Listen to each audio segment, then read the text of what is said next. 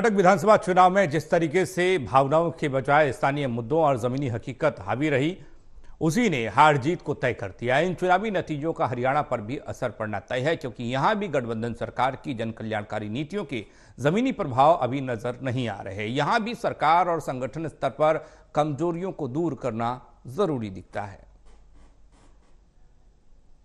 हिमाचल के बाद अब दक्षिण में कर्नाटक में कांग्रेस को एक बड़ा ब्रेक थ्रू मिला है।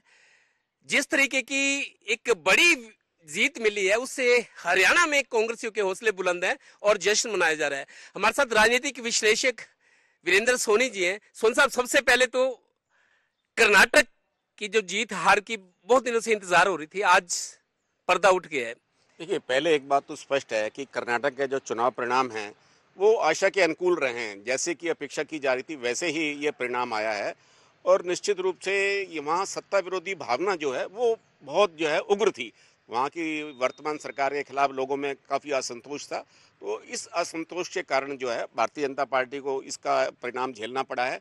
लेकिन एक बात तो निश्चित माननी पड़ेगी कि नरेंद्र मोदी जी का जो एक जादू है, करिश्मा है, वो अभी तक कायम है। लेकिन उसको केंद्र के रूप में देखें तो केंद्र में अलग तरह का एक वातावरण है और यहाँ एक डबल इंजन की सरकार थी, तो डबल इंजन की सरकार को एक आघात लगा है।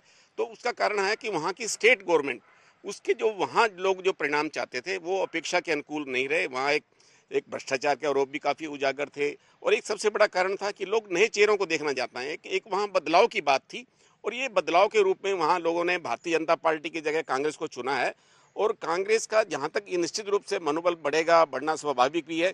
लेकिन केंद्र के रूप में देखें तो केंद्र के जब लोकसभा के चुनाव होंगे तो तब स्थिति भिन्न होगी। जब राज्य विधानसभा के चुनाव होते हैं तो स्थिति भिन्न होती है। कर्नाटक में जिस तरीके से चुनाव लड़ा गया, यहाँ एक सबक मिला, एक मैसेज आया कि भावनाएं नहीं, मुद्दे काम करेंगे। जमीन पे क्या है, लोगों ने उस पे अपना वर्डिक्ट दिया है। बिल्कुल, लोगों ने जो है चेहरे नहीं देखे, जो मुद्दे थे। देखिए, भारतीय जनता पार्टी ने ये कोशिश की क्योंकि उनको मालूम था कि सत्ता विरोधी भावना है, यहाँ सरकार के खिलाफ असंतोष है, तो उन्होंने मुद्दों को, स्थानीय मुद्दों को हटाने के लिए प्रयास किया। लेकिन कांग्रेस ने है वो स्थानीय मुद्दों पर ही केंद्रित रही।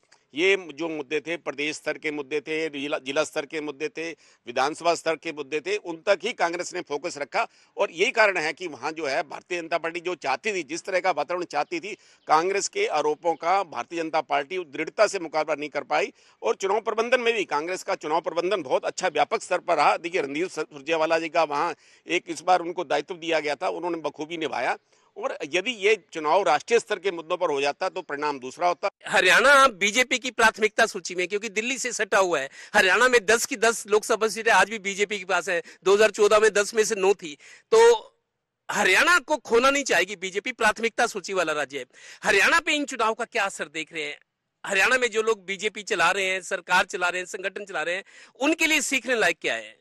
देखिए, हर चुनाव से सबक मिलता है और भारतीय जनता पार्टी भी अपने स्तर पर विश्लेषण करेगी। और हरियाणा में भी इसकी धमक तो दिखाई देने लग गई है, क्योंकि जब कांग्रेस कार्यकर्ताओं का मनोबल बढ़ेगा तो निश्चित रूप से, क्योंकि देखिए हरियाणा में मुख्यमंत्री मनोहर लाल का जो है 2 बार टर्म जो है उनकी पूरी हो चुकी है, तो तीसरी बार के लिए लोग बदलाव चाहते हैं। यहाँ बदलाव किस रूप में हो सकता है, ये जरूरत नहीं है कि नेतृत्व परिवर्तन के रूप में, वो चाहते हैं कि नए चेहरे आए। और भारतीय जनता पार्टी भी नए चेहरों, जैसे गुजरात मॉडल में लागू किया गया था, तो हरियाणा में भी गुजरात मॉडल लागू हो सकता है। जिस तरह वहाँ नए चेहरों को प्राथमिकता दी गई थी चुनाव के समय में, तो हरियाणा में भी इस बात पर अब जो है बल मिलेगा कि नए चेहरों को जो है चुनाव मैदान में उतारा जाए। और सरकार के स्तर पर भी जो भी वहाँ लोगों को अपेक्षाएं थी सरकार पूरी नहीं कर पा रही, तो उस पर भी सरकार पर दबाव पड़ेगा और संगठन पर भी दबाव पड़ेगा। संगठन पर इस बात का दबाव पड़ेगा कि कार्यकर्ताओं की सुनी जाए, कार्यकर्ताओं को मान सम्मान दिया जाए और कार्यकर्ताओं के साथ साथ जो जनता की अपेक्षाएं हैं उन पर भी खरा उतरा जाए। तो ये कुछ मुद्दे ऐसे हैं, सरकार का जो नीति अच्छी हो सकती है, लेकिन अगर हम जमीनी स्तर पर देखें तो उसका कार्यान्वयन जो है वो उस स्तर पर नहीं हो रहा। लोगों में इस बात को लेकर, चाहे प्रॉपर्टी आईडी का मुद्दा हो, चाहे अन्य मुद्दे हों, इस बात को लेकर लोगों में असंतोष है और कांग्रेस इन मुद्दों को भुनाने का प्रयास करती है।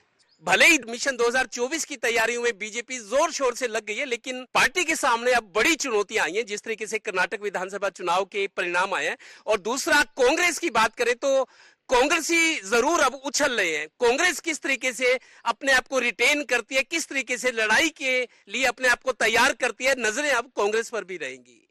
सहयोगी श्रीनिवास के साथ Devendra Kathoria, total news, Panipat bureau.